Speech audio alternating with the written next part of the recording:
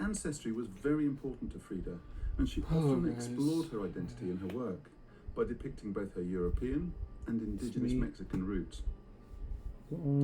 She may have been born with spina bifida, an inherited defect of the spine in which some of the vertebrae don't form properly. I'm going and to at the age paint of 6, something she again. contracted polio, still a life-threatening illness in 1930 Documentary that killed and crippled thousands of children every year. She had to spend several months in bed and was left with a permanently withered and shortened right leg. In her 9 months of isolation, she drew close to her father, who suffered from epilepsy, an illness that was still misunderstood and feared, with few effective treatments available. Her doctor recommended physical exercise to strengthen her leg, and her father encouraged her to swim, play football, box, and wrestle, all very unusual for a girl at the time. Her forced isolation and bullying because of her peg leg made her introverted, and in family photographs, she would often stand slightly apart from her sisters, or dress in an unconventional way, and in later paintings, she often portrayed herself as alone. She was almost killed. I don't have any black paint. Her spine was fractured in 3 places. Tried finding it and I can't. Was shattered into 11 pieces. Her right foot was crushed.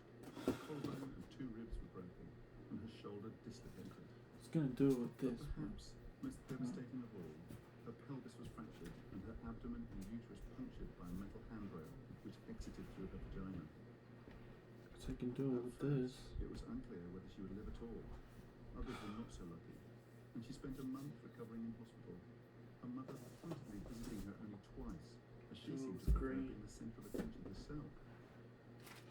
Frida then needed a further 2 months to recuperate at home, but this was difficult, with her mother's histrionic tendencies. Matilda was even in competition with her husband by having pseudo-seizures, and Frida complained, "No one in my house believes that I'm really sick, since I can't even say so because my mother gets sick, and they say it's because of me." But despite the very real seriousness of her injuries, the spinal cord was not damaged, Mom and there stresses was no me additional out. nerve damage. However, after initially seeming to make a full recovery, she began to suffer excruciating pain in her back and down her right leg, which left her constantly exhausted. I'm so stressed out. I hate being in this house. Until her bed rest was finally over, and at long last she was able to socialise with her old school friends, who by now were at university, busying themselves with student politics. She joined the Mexican Communist Party, and next they made love to a very free-spirited but had a reputation with Jewish roots which offended her religious sensibilities. They also looked an ill-matched pair, the mother calling it a marriage between an elephant and a dove, as Rivera was tall and seriously overweight, and Frida petite and fragile. But her father was happy, as Rivera had money, and he knew Frida would struggle to hold down a job and would likely need further expensive medical treatment throughout her life. I'm not sure what marriage vows they took, or whether they agreed to forsake all others, but neither one of them stuck to any idea of marital fidelity, both having numerous liaisons. Soon after the wedding, they moved to Cuernavaca, where Rivera had been commissioned to paint murals for the Palacio de Cortes. For a while, they were devoted to each other, and Frida wrote how she loved his huge stomach, drawn tight and smooth as a spear, and his pendulous porcine breasts. Frida continued painting, but her artistic style evolved and drew increasingly on Mexican folk art. Like several other Mexican women artists and intellectuals at the time, she began wearing traditional peasant clothing, long, colourful skirts, elaborate headdresses, and lots of jewellery. She was particularly fond of the Tejuana outfit, based on the traditions of women from the supposedly matriarchal society of Tehuantepec in Oaxaca, which expressed her feminist and anti-colonialist ideals.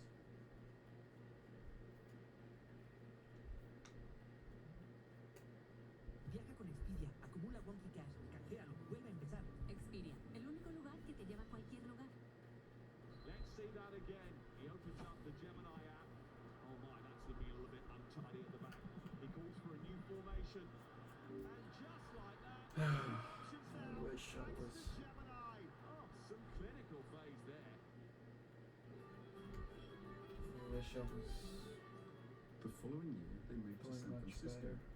where Rivera painted murals for the luncheon club of the San Francisco Stock Exchange and the California School of Fine Arts. They were a popular couple and met all the leading West Coast artists, architects and photographers, and throughout their stay they lived and worked at the studio of Ralph Stadtberg.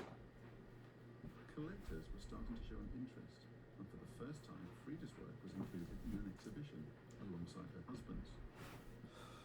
The 6 months in San Francisco was a productive period for Frida, whose style was developing all the time. She painted portraits of new acquaintances and found time to pose for Hungarian-American photographer Nicholas Murray, and probably began her long affair with him around this time. But it wasn't all fun and games. She suffered from trophic ulceration of her leg, writing in letters that "my foot is still ill." A sketch from this time shows her foot bandaged, and she returned to this image later in a painting which was lost in a fire. Trophic ulcers are pressure sores in parts of the body with poor blood flow or a damaged nerve supply. They are common in frail, older people and can be very unsightly, prone to infection, and very slow to heal. A horrible thing for a young woman to have.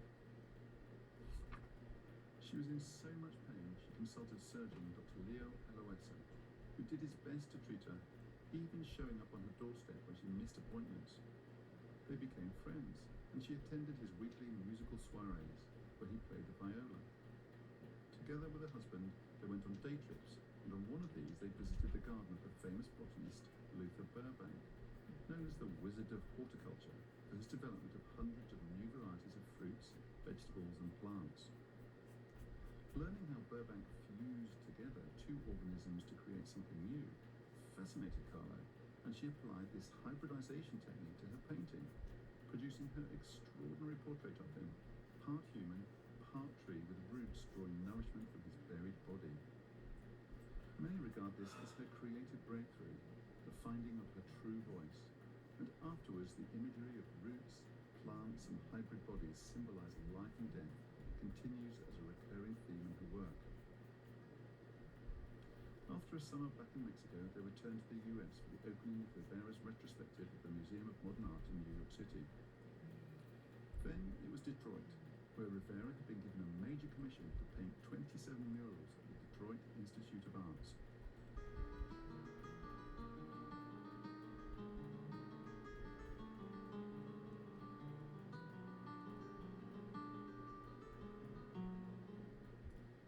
But Frida wasn't happy there. She didn't enjoy socializing with Motown's captains of industry, writing that she felt a bit of a rage against all the rich guys here, since I have seen thousands of people in the most terrible misery without anything to eat and with no place to sleep. And she wasn't impressed with the condescending tone of the newspapers about her work. And her health was not good. She became pregnant, but because of fears that she might not survive the delivery, a doctor agreed to a termination. The medication did not work, however, and the pregnancy continued. Until she had a miscarriage which caused a massive hemorrhage that required a 2-week stay in hospital. A few months later, her mother died from the complications of surgery in Mexico, and these events produced some of her most harrowing works, including In Henry Ford Hospital and My Birth, a picture that remains controversial to this day, and I'm not sure it will pass the YouTube community guidelines. She shared her innermost thoughts and feelings with her San Francisco physician and friend, Dr. Aloesa, saying how sad she was after the miscarriage, as she had so looked forward to having a little gayguito. She corresponded with him for the rest of her life, always starting her letters with Querido Doctorcito, my beloved doctor, and their rediscovery in 2004 provided new insights into her life. Carlo and Rivera returned to New York in March 1933 for him to start work on his commission to paint a mural at the Rockefeller Center. The outrage over his inclusion of a portrait of Lenin in the very epicenter of American capitalism led to him being dismissed had his work destroyed. Although Rivera wanted to continue working in the race, Frida was homesick. She didn't like Gringolandia, as she called it, and worked on only one painting during their stay in New York. They returned to Mexico in December 1933 and moved into a radical new house designed by a student of Le Corbusier, comprising separate living spaces joined by a bridge.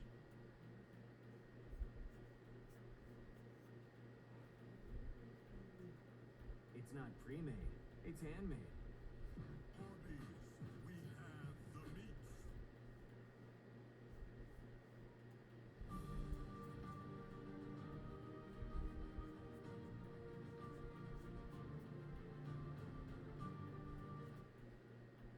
The house became a gathering place for artists and political activists, and the two halves made it easier for them both to pursue their affairs without too much fallout.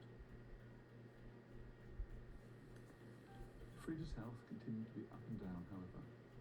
She had an appendectomy, 2 more terminations, and some of the toes on her right foot had to be amputated because of gangrene. She tried to remain positive, declaring, "Feet, what do I need you for when I have wings to fly?" Diego was less positive, however. He was not happy about being back in Mexico and blamed Frida for their return. As usual, he looked elsewhere for his pleasures, I am and a Frida discovered he was having an affair dysfunctional with her younger sister Christina artist. in 1935. Although she had accepted his previous affairs and had plenty of her own, this one hurt. She moved out and considered divorcing him. "There have been 2 great accidents in my life," she wrote in her diary. "One was the trolley, and the other Diego. Diego was by far the worst." She consoled herself with having an affair of her own with American celebrity Isamu Noguchi. It got quite serious, and they planned to set up house together.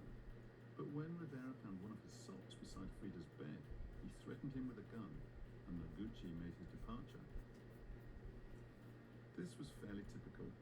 Diego didn't mind Frida's liaisons with women. He enjoyed hearing about them, and happily recounted her exploits to others. But he hated her affairs with other men. Somehow, Frida was able to accept her sister and Diego being together, and they were all reconciled. She even moved back in with him and Christina and her 2 children.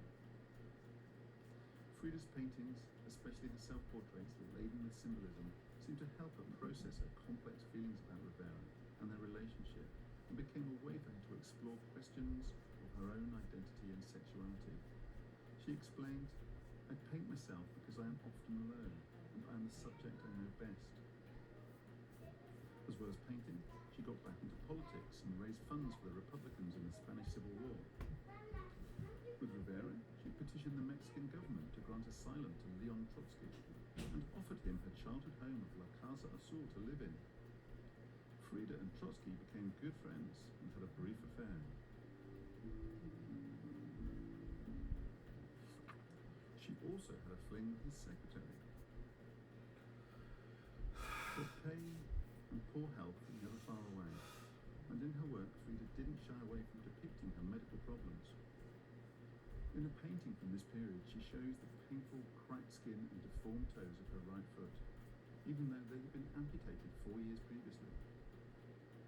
In October 1938, she travelled by herself to New York for a solo exhibition of her work. Although the opening was attended by famous figures in the art world, such as Georgia O'Keeffe, with whom it is rumoured she also had a fling, and she received positive attention in the press, many critics adopted a rather condescending tone in their reviews of her work. In January 1939, she sailed to Paris to follow up on French surrealist André Breton's invitation to stage an exhibition of her work there. But the planning was poor, and the gallery refused to exhibit 2 of her paintings as they were too shocking. Plus, she was unwell and had to be hospitalized for a kidney infection. Although she met the larger-than-life cabaret star Josephine Baker, as well as Picasso and other artists, she wasn't too impressed with France, writing, "They are so damned intellectual and rotten that I can't stand them anymore. I would rather sit on the floor in the market of Toluca and sell tortillas don't have anything to do with those artistic bitches of Paris. Unlike New York, it was not a financial success, and she had to cancel a planned exhibition in London. On the way home via New York, Nicholas Murray ended their long on-off affair as she would not agree to leave Diego and marry him. So when, after she arrived back in Mexico, Diego asked her unexpectedly for a divorce, she was deeply upset. She reluctantly agreed to the divorce, however, in November 1939, and afterwards they remained on friendly terms. Frida even continued to manage his finances and correspondence for him as before. She moved back to La Casa Azul, the Blue House, and determined to make a living from her art, she threw herself into her work. Encouraged by the recognition she was gaining, she started painting larger canvases, and some of her most famous pieces date from this period, such as The Two Fridas and Self-Portrait with Cropped Hair. Her work was exhibited at the Golden Gate International Exposition in San Francisco and the 20 Centuries of Mexican Art exhibition at the Museum of Modern Art in New York and in Mexico City.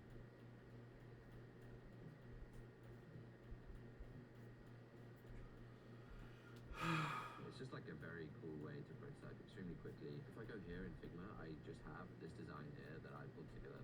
I can just take the link, I can copy a link to selection, and then I can go into Codex and I can just paste the link. Use the Figma skill to implement the automations page in my app. It was like 90% of the way there.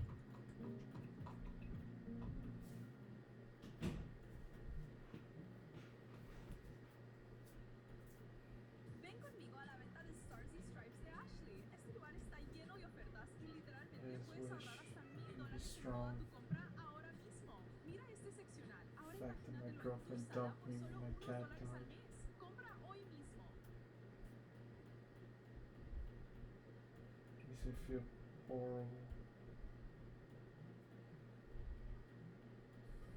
But, never good, her health suffered after the divorce, and was made worse by her drinking a bottle of brandy a day, chain smoking, and eating sweets that rotted away her teeth. In true Frida style, however, rather than modify her habits, she made the best of a bad situation and had her stumps removed and 2 sets of teeth made, one in gold and one studded with diamonds. In August 1940, Trotsky was murdered. The police arrested Carlo and his sister and held them for 2 days as they were suspected of being involved. Fortunately, Rivera was able to use his political influence to get them out. She then travelled to San Francisco for further treatment for her back pain and a fungal infection of her hand. Ever resourceful, she managed to squeeze in a brief relationship with art dealer Heinz Vergruen, whilst at the same time getting back together with Rivera, who was also in California at the time working on a commission. They remarried in a simple ceremony in December 1940, just over a year after their divorce. I feel that since our very origins we've been together, that we're of the same matter, on the same wavelength, that we carry within us the same sensibilities. Back in Mexico, they lived together in La Casa Azul for the next 14 years. It wasn't exactly domestic bliss, as they both still had affairs, but their second marriage was slightly less tempestuous than the first. Sadly though, Frida's health continued to decline. She was in constant back and leg pain, and she tried everything to combat it, including dozens of different corsets. Some plaster, some leather, some made of steel, but they brought only momentary relief, or none at all, so she relied increasingly on alcohol and morphine. She could not get rid of the fungal infection in her hand, and at one point had to be treated for syphilis.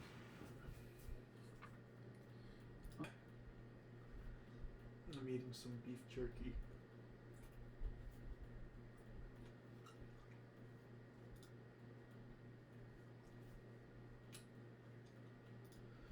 I have so much anxiety right now.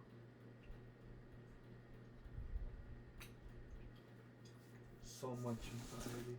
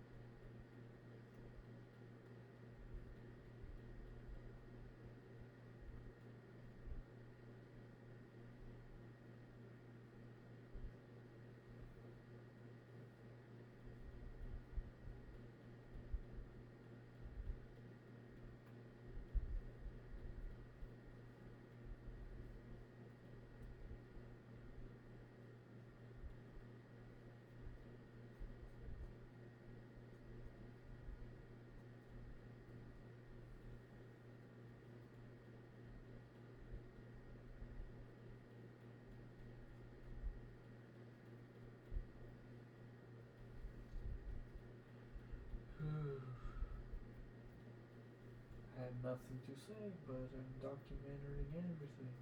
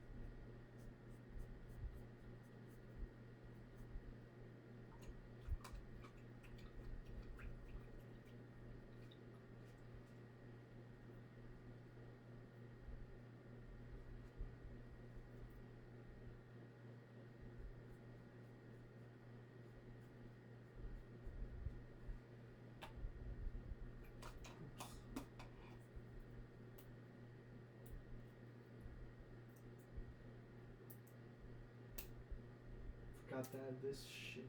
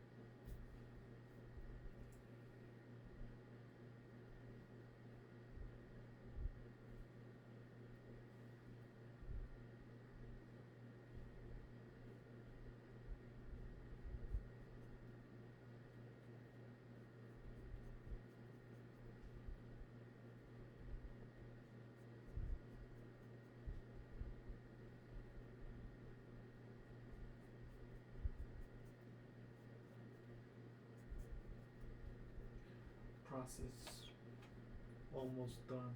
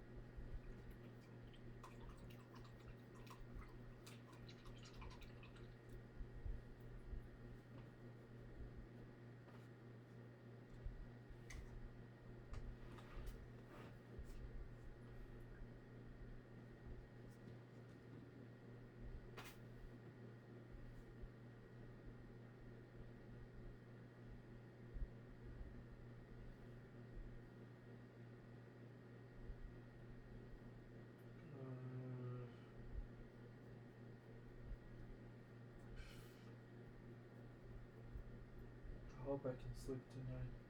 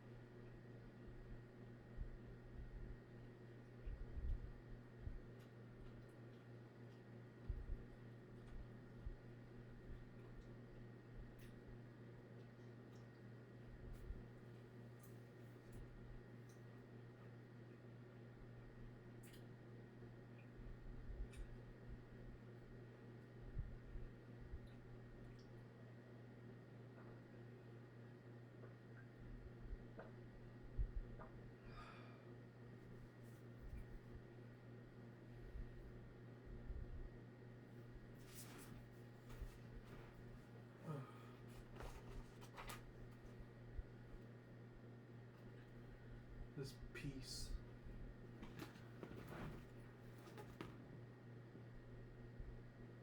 Piece of shit.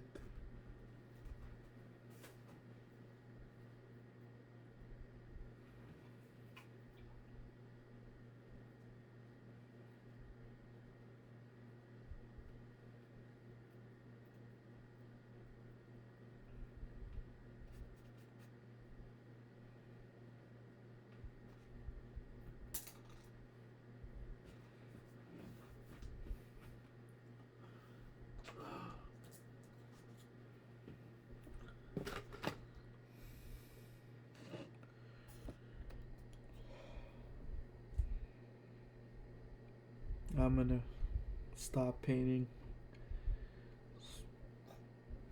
So yeah.